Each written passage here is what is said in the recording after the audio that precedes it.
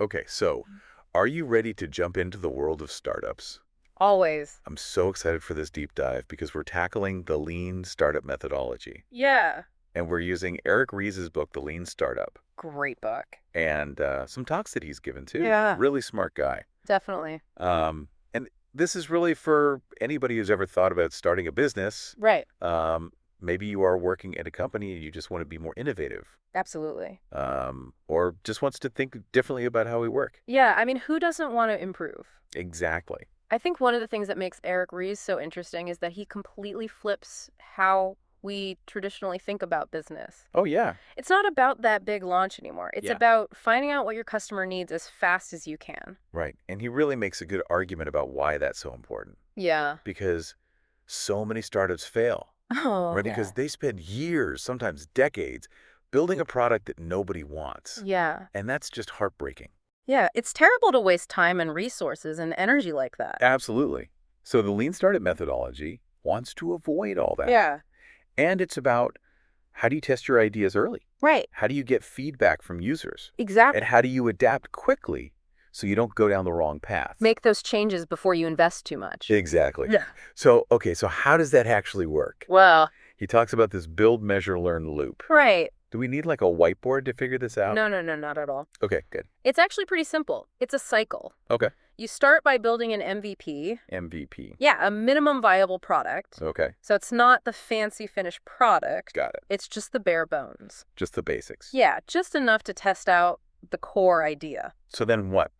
Then you get it out there, Hmm? let people use it, Real people. real people, and Right. you measure how they react. So like what they like, what they don't like. Exactly. What's working, what's not working.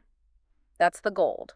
So valuable. You take all that feedback and you tweak the product, and then you just keep going through the loop. Build, measure, learn. Exactly. Keep improving and adapting. I like it. So is there like a real world example of this? Oh, yeah, there are tons. Okay, like what? Well, look at Dropbox. When they started, they didn't build this huge platform. Right. They made a simple video, Right. showed how it worked, and shared it with their target Makes audience. sense. And the response was incredible. They got validation before they even wrote a single line of code for the actual product. That's so smart. They got to test their idea really fast. Exactly. And it's a perfect example of the lean startup methodology in action. They didn't assume they knew what people wanted. They actually went out and tested it. That's the power of the build, measure, learn loop. So let's talk about this minimum viable product. Okay. It feels a little weird to put out a product that's not perfect. I know. Wouldn't it be better to wait until it's perfect? That's what a lot of people think. Yeah. But trying to be perfect before you even get any feedback that can actually hurt you. Okay, why is that? Because with an MVP, you get real data. You're not just guessing. You're actually seeing how people use it. Exactly. Even if it's not totally polished, So you learn faster. way faster. You learn what your customers really want. So are you saying that perfectionism can be bad? Sometimes, yeah. How so? Well, some companies spend years and years developing a product. Okay. They pack it with all these features. Trying to make it perfect. Right. But then by the time they're ready to launch, the market's already changed or the idea is totally outdated. Yeah, and that's the boat. Exactly. And that's what the lean startup methodology is trying to avoid. It's all about speed and adapting. So imperfection is okay. It's part of the process. It's about failing fast and learning from those failures. I love that. Yeah. So if we had to boil this all down to one main idea, Okay. what's the most important thing for people to remember? I think Eric Ries sums it up perfectly. Start small, learn fast, and improve constantly. Successful startups aren't lucky.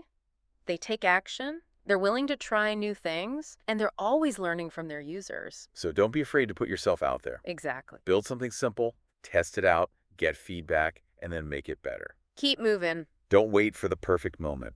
The perfect moment is now. I love that. So here's a challenge for you listening. Okay. What's one small experiment you could try this week to test out an idea Good question. or to get some feedback on something you're already working on? Yeah. Remember those lean startup principles. Start small, learn fast, improve constantly. I'd love to hear what you come up with. Absolutely. That's it for today's deep dive. Thanks for listening. Until next time, stay curious and keep that entrepreneurial spirit alive. Yeah. Bye. Bye.